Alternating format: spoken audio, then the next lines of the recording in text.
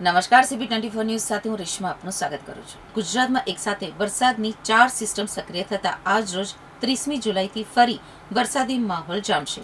આગામી 6 દિવસ સુધી ભારેથી અતિ ભારે વરસાદની આગાહી કરવામાં આવી છે. ઉત્તર ગુજરાત, મધ્ય ગુજરાત અને દક્ષિણ ગુજરાતના જિલ્લાઓમાં ધોધમાર વરસાદ વરસી શકે છે. હવામાન વિભાગ દ્વારા આજ રોજ એટલે કે 30મી જુલાઈ સુરત સહિત 7 જિલ્લામાં ઓરેન્જ એલર્ટ આપવામાં આવ્યું છે.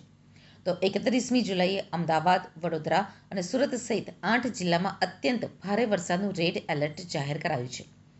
છેલ્લા 24 કલાકમાં 50 તાલુકામાં 1 મિલીમીટરથી લઈને 1.5 ઇંચ સુધીનો વરસાદ નોંધાયો છે. તો સૌથી વધુ દાહોદના સંજેલીમાં 1.38 ઇંચ, સિંગવડમાં 1.6 અને મહીસાગરના લુણાવાડામાં પણ 1 ઇંચ વરસાદ નોંધાયો છે. ધોલેરા પંથકમાં ઉપરવાસમાં પડેલા ભારે વરસાદથી ચારે તરફ માત્ર પાણી જ પાણી જોવા મળી રહ્યું છે.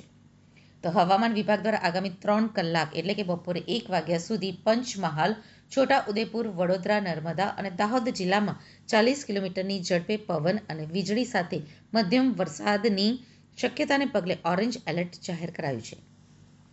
જ્યારે અમદાવાદ, ગાંધીનગર, સુરત અને આણંદ સહિતના જિલ્લાઓમાં હળવા વરસાદની સંભાવના સાથે યલો વોચ રખાઈ છે.